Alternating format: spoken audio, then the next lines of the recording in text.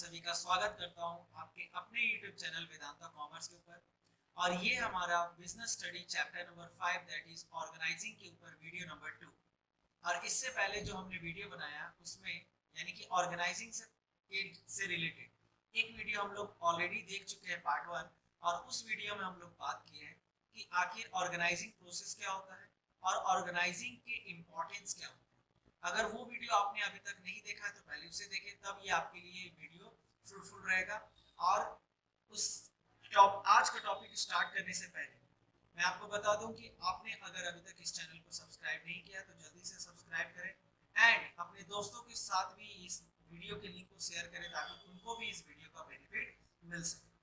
तो चलिए शुरू करते हैं आज का टॉपिक। और आज का टॉपिक का हमारा मैटर ऑफ डिस्कशन है आखिर ऑर्गेनाइजेशनल स्ट्रक्चर क्या होता है और बहुत सारी चीजें हम लोग सीखेंगे। तो चलिए शुरू करते हैं।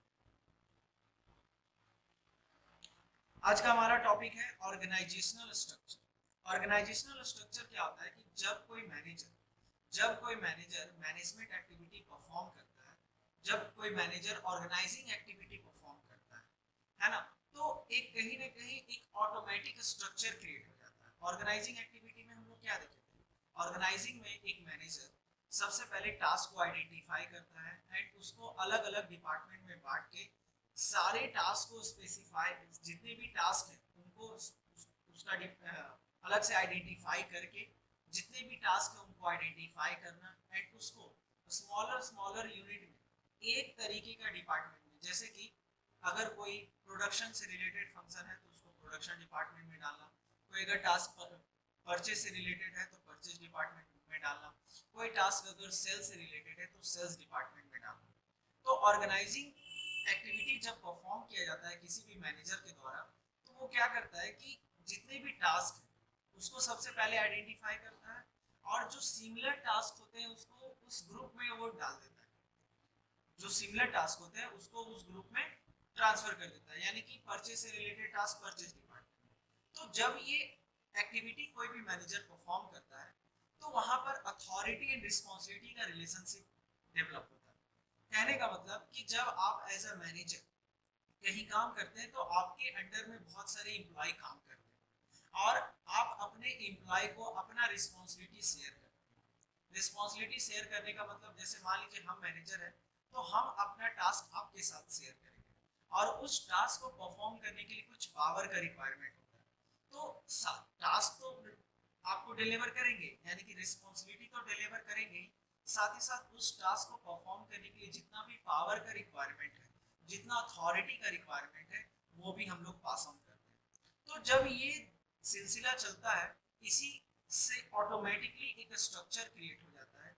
जैसे कि मैं मैनेजर हूँ और आप मेरे अंडर में काम कर रहे हैं, हम आपको रिस्पॉन्सिबिलिटी दे रहे हैं और हम आपको अथॉरिटी दे रहे हैं, काम दे रहे हैं और उस काम को करने के लिए पावर दे रहे हैं।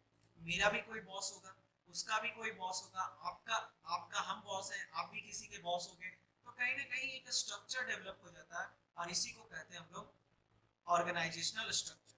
तो सिंपली कहने का मतलब जब जब कोई मैनेजर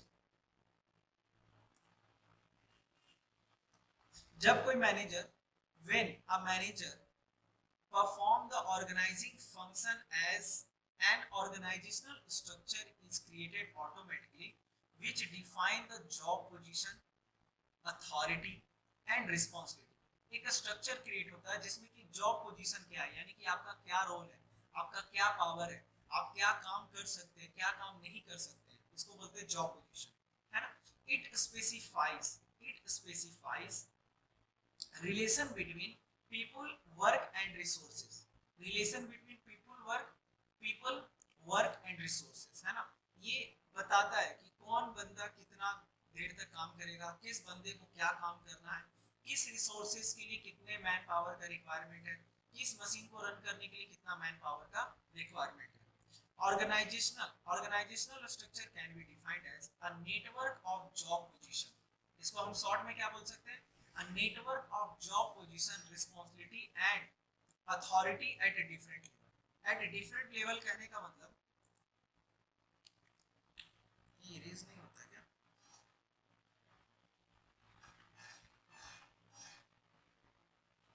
इरेजर तो हाईलाइटिंग, चलिए कोई नहीं, है ना।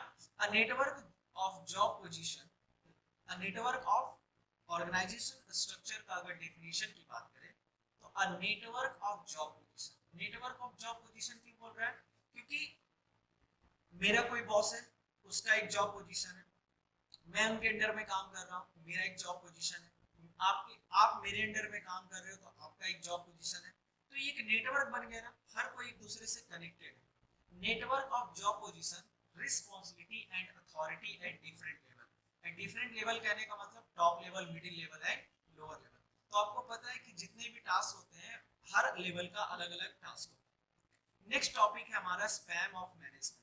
स्पैम ऑफ मैनेजमेंट मतलब क्या होता है? स्पैम ऑफ मैनेजमेंट मतलब होता है कि एक मैनेजर के अंडर में कितने वर्कर इफिशिएंटली काम कर सकते हैं। जैसे मान लीजिए अभी मैं जस्ट एमबीए करके आया हूँ, मैं फ्रेशर हूँ, मुझे किसी भी तरीके का एक्सपीरियंस नहीं है और मुझे मैनेजरियल लेवल का जॉब मिला, मगर चूंकि मेरे पास एक्सपीरियंस नहीं है तो हो सकता है कि मैं अपने अंडर में 100 एम्प्लॉय को सक्सेसफुली एग्जीक्यूट ना कर पाऊँ। मतलब हम मेरे अंडर में अगर 100 एम्प्लॉय दे दिया जाएगा तो हो सकता है कि उसको हम एफिशिएंटली मैनेज नहीं कर पाए, क्योंकि मेरे पास एक्सपीरियंस नहीं है। नॉलेज तो है पर एक्सपीरियंस नहीं है।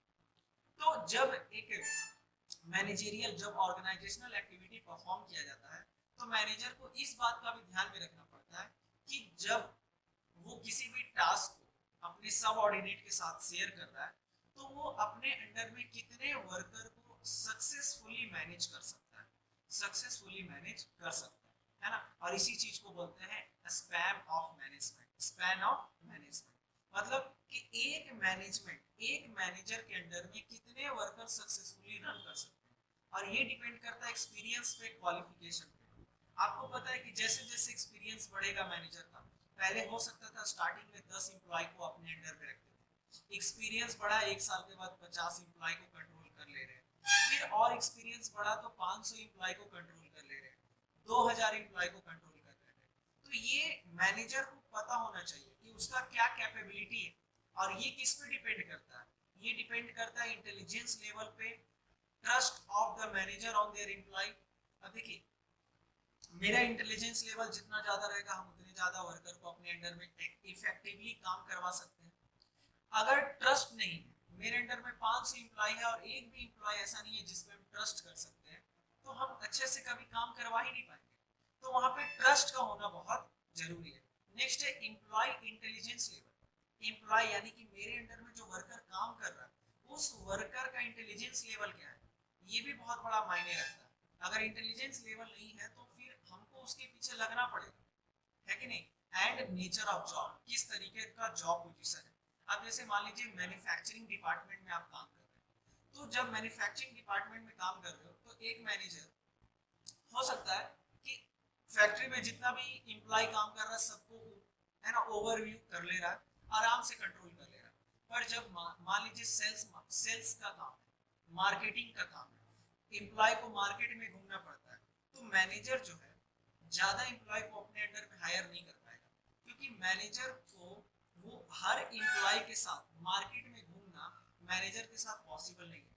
तो मैनेजर अगर अपने अंडर में 10 एम्प्लॉय रखा है या फिर 7 एम्प्लॉय रखा है, 6 एम्प्लॉय रखा है, तो वीक में हर एम्प्लॉय के साथ एक बार वो मार्केट विजिट करेगा, है ना।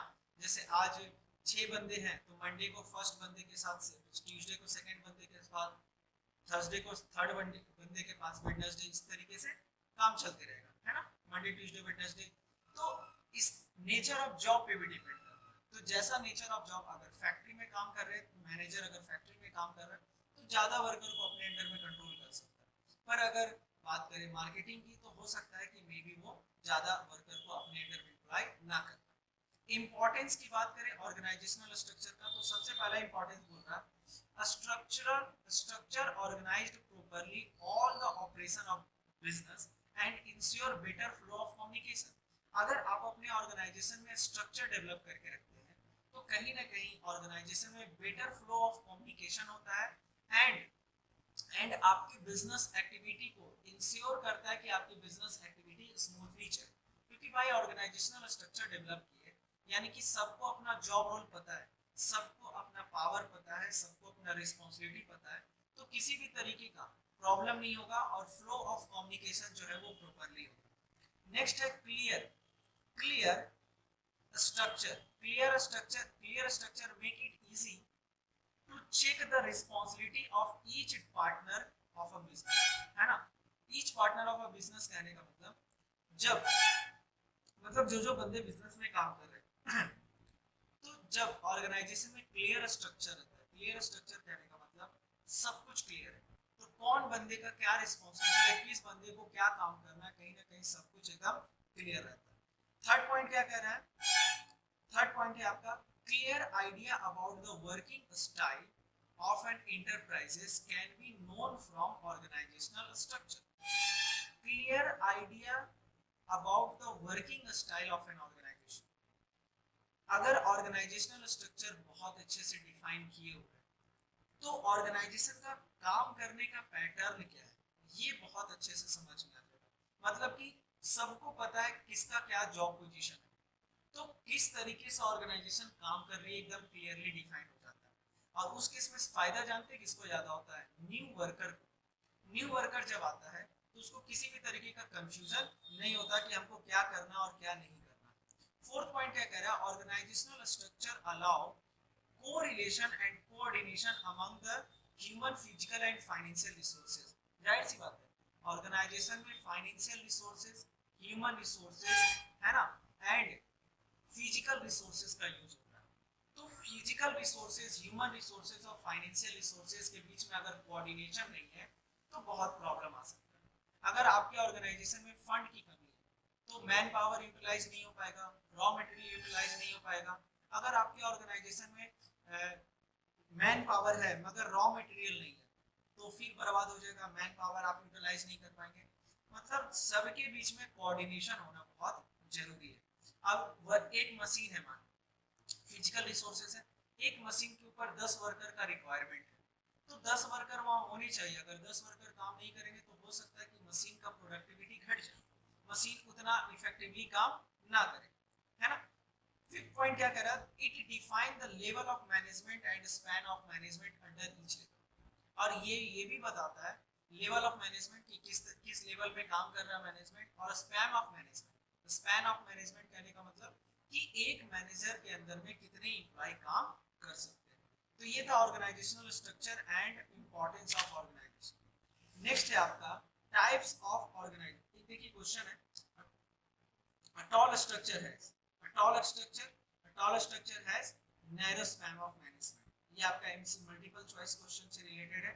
who report to whom made clear by, कौन किसको रिपोर्ट करेगा, ये किससे क्लियर होता है, ये क्लियर होता है ऑर्गेनाइजिंग प्रोसेस से क्लियर होता है ना। नेक्स्ट पॉइंट क्या कर रहा है, टाइप्स ऑफ ऑर्गेनाइजेशनल स्ट्रक्चर। तो दो टाइप है आपका, एक है फंक्शनल स्ट्रक्चर एंड दूसरा है डिविजनल स्ट्रक्चर। ठीक है, एक एक करके दोनों के बारे में पढ़ते हैं। Functional structure, type of structure दो तरीके का होता है, एक फंक्शनल और एक डिविजनल। अब देखिए इंडिया में या फिर किसी भी कंट्री में ना दो तरीके की कंपनी होती है। एक वो कंपनी जो सिर्फ एक तरीके का प्रोडक्ट बनाता है, और एक ऐसा कंपनी होता है जो बहुत तरीके का प्रोडक्ट बनाता है। जैसे आईटीसी की बात करें, आईटीसी क्या है, वो आपका मंगलदीप अगरबत्ती भी बनाता है, आशीर्वाद ब्रांड आटा भी बनाता है, नमक वगैरह, है ना, क्लासमेट कॉपी भी बनाता है। तो कहीं ना कहीं ये सिगरेट भी बनाती है गोल्ड फ्लैग, तो कहीं ना कहीं कैंडी मैन चॉकलेट हो गया, बिंगो हो गया, फिर उसके बाद आपका विवेल, सुप्रिया, ये सब किसका है, आपका आईटीसी का। तो आईटीसी जो है बहुत तरीके का प्रोडक्ट बनाता है। तो और कुछ कंपनी ऐसी होती है जो सिर्फ एक तरीके का प्रोडक्ट बनाती है। जैसे मान लीजिए, जैसे आप कोल्ड ड्रिंक की बात करिए, कोल्ड ड्रिंक की बात करिए तो कोको कोला, कोको कोला जो है वो सिर्फ और सिर्फ कोल्ड ड्रिंक बनाता, और ये पैक्ड आइटम नहीं बनाता, ब्रेड नहीं बनाता, और इलेक्ट्रॉनिक आइटम वगैरह नहीं बनाता। तो अब कंपनी में दो तरीके से डिवीजन होता है, एक फंक्शनल, फंक्शनल कहने का मतलब वो डिवीजन जो अकॉर्डिंग टू फंक्शन किया जा रहा है, अकॉर्डिंग टू फंक्शन किया जा रहा है कहने का मतलब जैसा टास्क वैसा डिपार्टमेंट बांट दिया जाए, जैसा टास्क उस तरीके का डिपार्टमेंट बांट दिया जाए। जैसे कि आपको ऑर्गेनाइजिंग में पता है ना कि जब एक मैनेजर ऑर्गेनाइजिंग एक्टिविटी परफॉर्म करता है तो वो सारे टास्क को पहले आइडेंटिफाई करता है और उसके बाद उसको एक जैसा रिलेटेड टास्क को एक डिपार्टमेंट में डाल देता है। जैसे फाइनेंस से रिलेटेड है तो फाइनेंस डिपार्टमेंट में, परचेस से रिलेटेड है तो परचेस डिपार्टमेंट में। तो फंक्शनल स्ट्रक्चर में क्या होता है, job related to one activity, job related to one activity grouped in functional structure.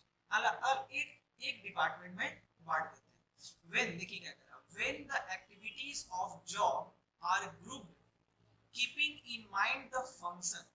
Function जैसे सेल से रिलेटेड फंक्शन है तो सेल्स डिपार्टमेंट में, परचेज से रिलेटेड फंक्शन है तो परचेज डिपार्टमेंट में, फाइनेंस से रिलेटेड है तो फाइनेंस डिपार्टमेंट। तो इस तरीके का अगर आप ग्रुपिंग करते हैं तो जो स्ट्रक्चर डेवलप होता है उसको बोलते हैं फंक्शनल स्ट्रक्चर। ठीक है, जैसे कि देखिए प्रोडक्शन डिपार्टमेंट, तो प्रोडक्शन डिपार्टमेंट में जितना भी प्रोडक्शन से प्रोसेसिंग से रिलेटेड जो काम होगा, क्वालिटी कंट्रोल से रिलेटेड काम होगा, repair and maintenance of machinery से रिलेटेड जो काम होगा, वो प्रोडक्शन डिपार्टमेंट में। अगर ऑर्गेनाइजेशन में जाहिर सी बात है एक मार्केटिंग डिपार्टमेंट बना तो मार्केटिंग डिपार्टमेंट में अगर क्या क्या डालें, तो मार्केटिंग डिपार्टमेंट में रिलेटेड टास्क क्या होता है, एडवर्टीजमेंट से रिलेटेड, सेल्स से रिलेटेड, रिसर्च एंड डेवलपमेंट से रिलेटेड। रिसर्च कहने का मतलब यहाँ पे वर्कर कस्टमर के डिमांड का रिसर्च करना, कस्टमर के टेस्ट एंड प्रेफरेंस का रिसर्च करना, है ना, ये भी मार्केटिंग डिपार्टमेंट के अंदर में आ जाएगा। फिर फाइनेंस डिपार्टमेंट एक बनाए और फाइनेंस से रिलेटेड सारा टास्क फाइनेंस डिपार्टमेंट में, जैसे कैपिटल स्ट्रक्चर बनाना कि कितना पैसा इक्विटी से लाएंगे, कितना पैसा डेट से लाएंगे, कितना पैसा बैंक से लेंगे, कितना पैसा कहां से पैसा आएगा, कब किस प्रोजेक्ट पे कितना पैसा लगाना है। और नेक्स्ट क्या है, फाइनेंशियल प्लानिंग, यानी कि फाइनेंस से रिलेटेड कब कितना पैसा कहां इन्वेस्ट करना है, कहां से कितना पैसा आएगा, कौन से प्रोजेक्ट में कितना पैसा लगाएंगे तो कितना रेट ऑफ रिटर्न आएगा, है ना। परचेज डिपार्टमेंट एक बनाएंगे और परचेज से रिलेटेड सारा काम, जैसे purchase of raw material, purchase का रिकॉर्ड रखना, इस तरीके का सारा टास्क अगर आइडेंटिफाई करके परचेज से रिलेटेड परचेज डिपार्टमेंट में, सेल से रिलेटेड सेल्स डिपार्टमेंट में अगर डाल देते हैं तो फायदा क्या होगा, फायदा ये होगा कि आपके ऑर्गेनाइजेशन में जो काम है बहुत स्मूथली चले। फंक्शनल स्ट्रक्चर कहने का मतलब सिंपली जब कोई कंपनी सिर्फ एक तरीके का प्रोडक्ट बनाता है और उस प्रोडक्ट को बनाने के लिए अलग अलग तरीके का काम होता है, प्रोडक्शन करना, मार्केटिंग करना, फाइनेंस करना एंड परचेज करना, तो क्या करेंगे कि इस सारे टास्क को अलग अलग डिपार्टमेंट में बांटेंगे और प्रोडक्शन से रिलेटेड डिपार्टमेंट अलग, सेल से रिलेटेड डिपार्टमेंट अलग, मार्केटिंग से रिलेटेड डिपार्टमेंट अलग, फाइनेंस से डिपार्टमेंट अलग एंड परचेज से रिलेटेड डिपार्टमेंट अलग करते हैं। तो इससे फायदा क्या होगा कि आपका जो ऑर्गेनाइजेशन में जो फंक्शनिंग है स्मूथ फंक्शनिंग चलेगा। देखिए एडवांटेज आपको बोल रहा हूं, सबसे पहले कह रहा ऑक्यूपेशनल, है ना, स्पेशलाइजेशन, स्पेशलाइजेशन इन वर्क आएगा। अब देखो फाइनेंस का बंदा डेली फाइनेंस का ही काम कर रहा है तो वो कहीं ना कहीं स्पेशलाइज्ड हो जाएगा। परचेस रिलेटेड, परचेस डिपार्टमेंट का बंदा डेली परचेस से रिलेटेड काम कर रहा है, प्रोडक्शन डिपार्टमेंट का बंदा डेली प्रोडक्शन से रिलेटेड काम कर रहा है, तो कहीं ना कहीं उस काम को करने के लिए वो क्या हो जाएगा, एक्सपर्ट हो जाएगा। नेक्स्ट क्या कह रहा है, promote control and coordination with in the department, control and coordination with in the department, जितने डिपार्टमेंट के बीच में कोऑर्डिनेशन जो है वो बना रहता है। Increase in managerial and operational efficiency, manager का काम करने का क्षमता बढ़ जाता है क्योंकि आप अलग अलग डिपार्टमेंट में काम कर रहे हैं। तो प्रोडक्शन मैनेजर एक अलग होगा, मार्केटिंग मैनेजर अलग होगा, फाइनेंस मैनेजर अलग होगा, परचेज मैनेजर अलग होगा, तो उसको फाइनेंस मैनेजर से कोई लेना देना नहीं है, परचेज मैनेजर को फाइनेंस मैनेजर से कोई लेना देना नहीं है, फाइनेंस से रिलेटेड टास्क से कोई लेना देना नहीं, मार्केटिंग से रिलेटेड टास्क का कोई लेना देना नहीं। तो कहीं ना कहीं परचेज मैनेजर सिर्फ परचेज से रिलेटेड काम को परफॉर्म करेगा, तो उस केस में क्या होगा कि वो और ज्यादा अच्छे से काम कर पाएगा।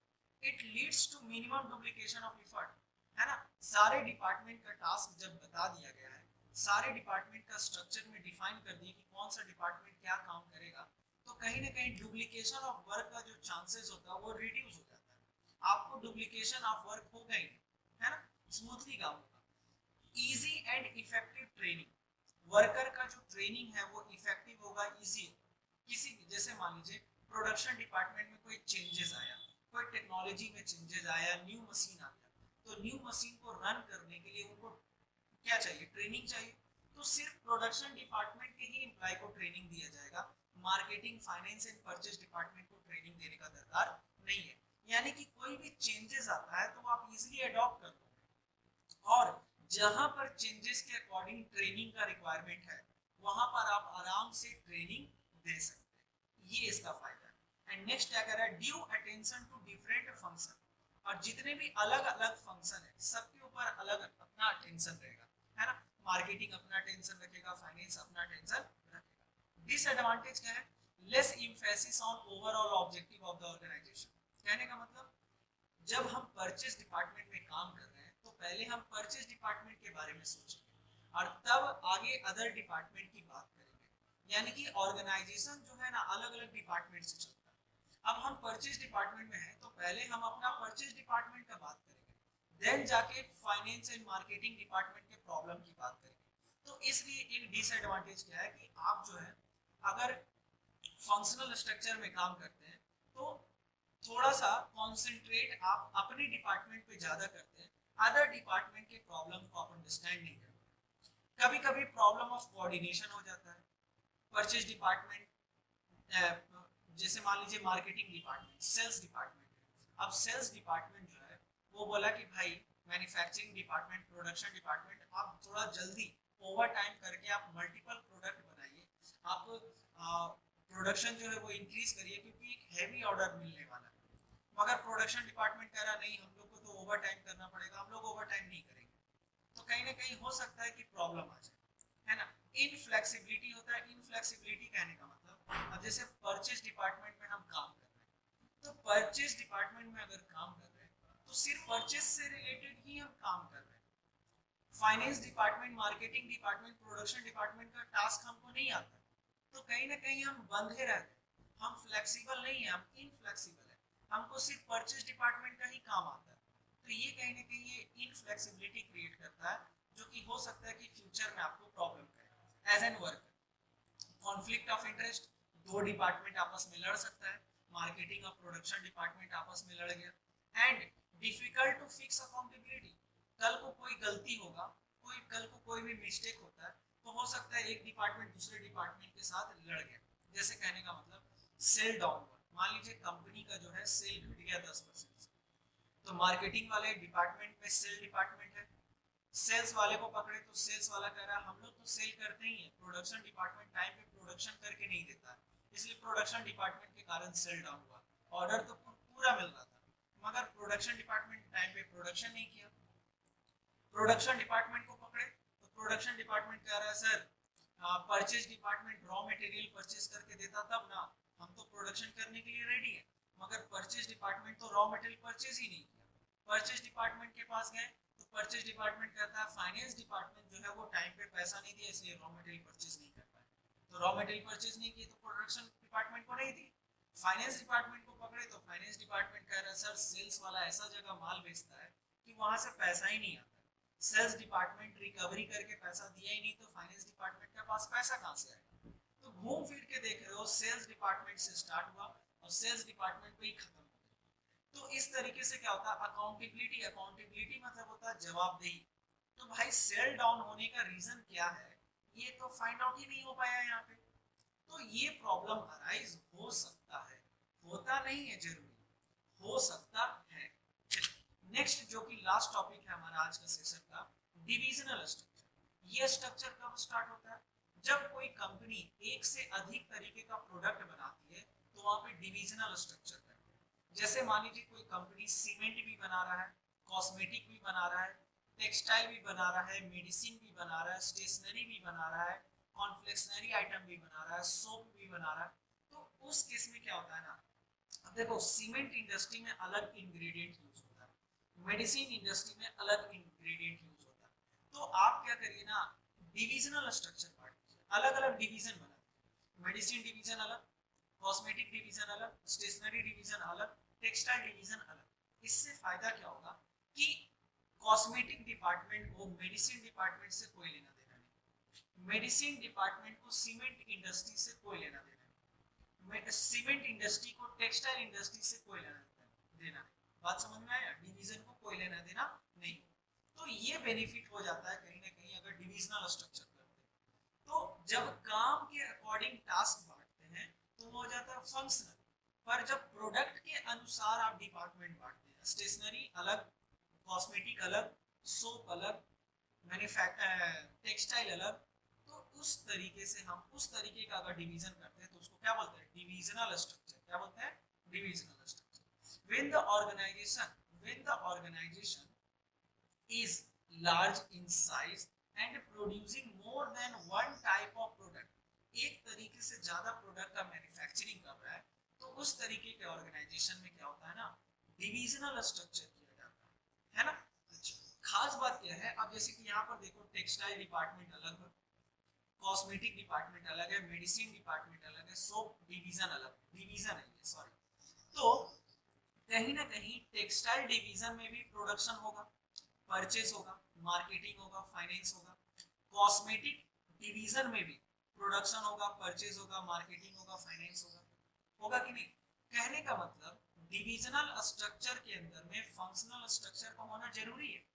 ये क्या है, ये जो हम लोग बांटे हैं ये क्या है, फंक्शनल है। ये क्या है, फंक्शनल है ना। अभी हम लोग जस्ट पढ़े, कहने का मतलब हर डिविजनल स्ट्रक्चर में फंक्शनल स्ट्रक्चर का होना बहुत जरूरी है, इसके बिना काम हो ही नहीं सकता। ऐसा नहीं है कि सब पूरे डिवीजन के लिए परचेज डिपार्टमेंट एक, ऐसा नहीं है। अब मान लीजिए परचेज डिपार्टमेंट सिर्फ एक है, अब वो मेडिसिन भी परचेज कर रहा है, मेडिसिन का भी रॉ मटेरियल परचेज कर रहा है, सीमेंट का भी रॉ मटेरियल परचेज कर रहा है, और स्टेशनरी का के लिए भी रॉ मटेरियल परचेज कर रहा है, टेक्सटाइल डिपार्टमेंट के लिए भी रॉ मटेरियल परचेज कर रहा है, तो क्या वो अच्छे से काम कर पाएगा? कभी कभी नहीं कर पाएगा। इसलिए सारे डिवीजन का अपना अपना फंक्शनल स्ट्रक्चर होना चाहिए, अपना अपना डिवीजन होना चाहिए। क्योंकि इससे फायदा क्या होगा, अब कॉस्मेटिक डिपार्टमेंट का परचेज, कॉस्मेटिक डिवीजन का परचेज डिपार्टमेंट है, तो वो सिर्फ कॉस्मेटिक से रिलेटेड रॉ मटेरियल परचेज करेगा। कॉस्मेटिक डिवीजन का अगर सेल्स डिपार्टमेंट है, तो वो सिर्फ कॉस्मेटिक का सेल की बात करेगा। तो कहीं ना कहीं काम जो है बहुत स्मूथली होगा, और ऑर्गेनाइजेशन बहुत बड़ा ऑर्गेनाइजेशन स्मूथली चलेगा। तो इसलिए कहा जाता है कि प्रॉपर मैनेजमेंट के थ्रू जब आप काम करते हो ऑर्गेनाइजेशन में, तो आपका मैनेजरियल एक्टिविटी बहुत अच्छा हो जाता है, और कहीं ना कहीं आपके ऑर्गेनाइजेशन का जो भी गोल है वो अचीव हो पाता है। एडवांटेज क्या है डिविजनल स्ट्रक्चर का? तो कह रहा है प्रोडक्ट स्पेशलाइजेशन। प्रोडक्ट स्पेशलाइजेशन मतलब मेडिसिन प्रोडक्ट बेस्ट बनेगा, कॉस्मेटिक प्रोडक्ट बेस्ट बनेगा। अगर मान लो डिविजनल स्ट्रक्चर नहीं करते हो, तो हो सकता है कि ना मेडिसिन अच्छा बने, ना कॉस्मेटिक अच्छा बने, ना सीमेंट अच्छा बने, ना सोप अच्छा बने, सब दही एक जैसा खिचड़ी बना, है ना। तो प्रोडक्ट स्पेशलाइजेशन, अब देखिए जो बंदा कॉस्मेटिक डिपार्टमेंट में काम कर रहा है वो सिर्फ कॉस्मेटिक पे फोकस रखेगा, है ना, उसको और अदर सीमेंट इंडस्ट्री से कोई लेना देना नहीं होगा। Fast decision making, decision making fast होगा, क्योंकि कॉस्मेटिक से रिलेटेड सारा डिसीजन कॉस्मेटिक डिवीजन लेगा। अकाउंटेबिलिटी की बात करें तो भी फिक्स हो जाएगा, जैसे, है ना, जैसे मान लीजिए मेडिसिन का जो सेल है वो घट गया, तो मेडिसिन का अगर सेल घट रहा है तो किसको पकड़ोगे, कॉस्मेटिक वाले को पकड़ोगे कि टेक्सटाइल को पकड़ोगे? नहीं सर, मेडिसिन डिपार्टमेंट डिवीजन को पकड़ेंगे, मेडिसिन डिवीजन के मैनेजर को पकड़ेंगे, उस मैनेजिंग डायरेक्टर को पकड़ेंगे। तो कहीं ना कहीं इससे फायदा क्या होगा कि अकाउंटेबिलिटी फिक्स हो जाएगा कि भाई मेडिसिन में दिक्कत है तो मेडिसिन डिपार्टमेंट के मैनेजर को पकड़ो। फ्लेक्सिबिलिटी होगा, एंड एक्सपेंशन एंड ग्रोथ होगा। एक्सपेंशन कैसे? क्योंकि भाई आप मान लीजिए आप पहले सीमेंट इंडस्ट्री में नहीं थे, तो सीमेंट इंडस्ट्री में जब आना चाहते हैं तो अलग से एक डिवीजन बना देंगे, उसमें एक नया नया एक्सपर्ट लगा देंगे, इन्वेस्टमेंट कर देंगे। तो उससे फायदा क्या है कि कॉस्मेटिक, टेक्सटाइल और जो मैन्युफैक्चरिंग मेडिसिन मैन्युफैक्चरिंग इंडस्ट्रीज है उसको कोई फर्क पड़ने वाला नहीं है, आप चाहे कितना भी एक्सपेंशन एंड ग्रोथ करें, क्योंकि आप डिवीजन ही अलग कर दिए। तो जब डिवीजन अलग किए तो उससे इधर कोई फर्क नहीं पड़ेगा, मेडिसिन डिपार्टमेंट को कोई फर्क नहीं पड़ेगा, डिवीजन को कोई फर्क नहीं पड़ेगा, कॉस्मेटिक डिवीजन को कोई फर्क नहीं पड़ने वाला। डिसएडवांटेज क्या है? More resources required. सही बात है, जितना ज्यादा डिवीजन उतना ज्यादा रिसोर्सेज, उतना ज्यादा इन्वेस्टमेंट, उतना ज्यादा मशीनरी, उतना ज्यादा लेबर। तो ये डिसएडवांटेज है। Product focus department, product focus department मतलब कि मेडिसिन डिपार्टमेंट सिर्फ मेडिसिन डिपार्टमेंट में ही फोकस करेगा, यानी कि उसको अदर डिपार्टमेंट का नॉलेज नहीं मिल रहा, कॉन्फ्लिक्ट हो सकता है। कभी कभी जानते हो बड़ा बड़ा ऑर्गेनाइजेशन में फंड का जो एलोकेशन होता है टॉप लेवल के द्वारा होता है, बोर्ड ऑफ डायरेक्टर है। अब बोर्ड ऑफ डायरेक्टर सारे डिवीजन को देख रहा है, कॉस्मेटिक को भी, टेक्सटाइल को भी, मेडिसिन को भी। हो सकता है मेडिसिन डिपार्टमेंट का सारा रिक्वायरमेंट फुलफिल हो रहा है, कॉस्मेटिक डिवीजन का फुलफिल नहीं हो रहा, तो वहां पे कॉन्फ्लिक्ट आ सकता है। और इंक्रीजिंग कॉस्ट, कॉस्ट इंक्रीज कर जाता है, क्योंकि अब जब ज्यादा इन्वेस्टमेंट करते हैं तो मान लीजिए मैन पावर का रिक्वायरमेंट ज्यादा है ना, कभी हो सकता है कि वेस्टफुल एक्टिविटी मान लीजिए हो गया, तो उस केस में क्या होगा कि आपके ऑर्गेनाइजेशन में कॉस्ट जो है वो इंक्रीज हो जाता है। बात समझ में आ रही है? तो आज के वीडियो में बस इतना ही, और फिर हम लोग नेक्स्ट वीडियो में मिलेंगे और बात करेंगे आगे के टॉपिक्स के बारे में। तो आज के लिए बस इतना ही। आई होप कि आपको ये समझ में आया होगा। Till then, thank you so much, bye bye.